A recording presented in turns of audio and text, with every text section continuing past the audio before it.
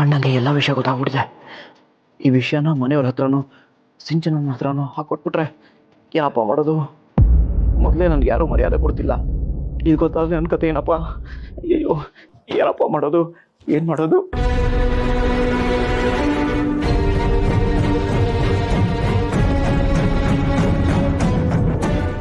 ಹರಿ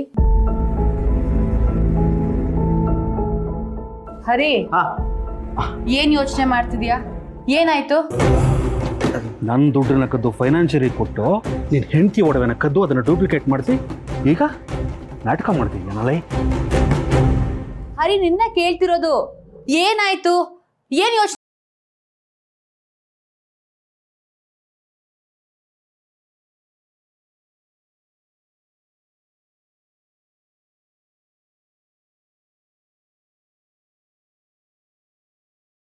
baby, ನನ್ನ ವಿಷಯ ಮುಚ್ಚಿಟ್ಟಿರೋದು ಏನಾದ್ರು ನಿಮ್ಗೆ ಗೊತ್ತಾದರೆ ಇನ್ನು ಒಂದು ಕ್ಷಣನೂ ನನ್ನ ಜೊತೆ ಇರೋದಿಲ್ಲ.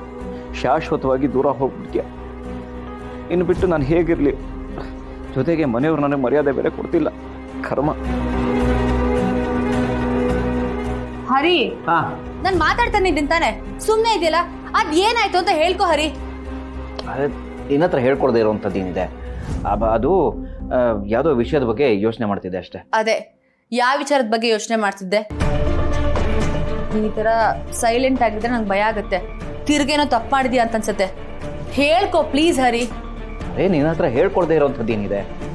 ಅದು ಬಿಸ್ನೆಸ್ನ ಹೇಗೆ ಇಂಪ್ರೂವ್ ಮಾಡೋದು ಅಂತ ಯೋಚನೆ ಮಾಡ್ತಿದ್ದೆ ಅಷ್ಟೇ. ಅಷ್ಟೇನಾ? ಅಷ್ಟೇ. ನಿಜ ಹೇಳ್ತಿದ್ಯಾ? ಪ್ರಾಮಿಸ್? ನನ್ನ ಹತ್ರ ಯಾವ ವಿಚಾರನೂ ಮುಚ್ಚಿಟ್ಟಿಲ್ಲ ತಾನೆ? ನಿನ್ನ ಹತ್ರ ಮುಚ್ಚಿಟ್ಟು ಏನು ಪ್ರಯೋಜನ? I am an open book. ಅದು ಅಲ್ದಿರಾ, ಮನೇಲಿ ಈ ಥರ ಪರಿಸ್ಥಿತಿ, ಜಾನು ಕಾರ್ಯ ಮಾಡಬೇಕಲ್ವಾ? ಅದನ್ನು ಹೇಗೆ ಮಾಡೋದು ಅಂತ ಯೋಚನೆ ಮಾಡ್ತಿದ್ದೆ. ಏನು ಮಾಡೋಣ? ನನ್ನ ಯಾಕೆ ಕೇಳ್ತಿದ್ಯಾ? ಈ ಮನೇಲಿ ನಾನು ಏನು ಮಾಡಿದ್ರು ಯಾರೂ ಒಪ್ಕೊಳ್ಳೋದಿಲ್ಲ. ನನ್ನ ಮಾತಿಗೆ ಬೆಲೆನೇ ಇಲ್ಲ. ಅದಕ್ಕೆ ನಾನು ಸುಮ್ಮನೆ ಇರ್ತೀನಿ. ನಿಮ್ಗೇನು ಅನ್ಸತ್ತೋ ಆ ಥರನೇ ಮಾಡ್ಕೊಳ್ಳಿ. ನಾನು ಏನು ಕೇಳಕ್ಕೆ ಹೋಗ್ಬೇಡಿ ಪ್ಲೀಸ್. ಸರಿ. ಹರಿ, ಪ್ರಾಮಿಸ್? ಪ್ರಾಮಿಸ್ ನಿನ್ನಾಣೆಗೂ.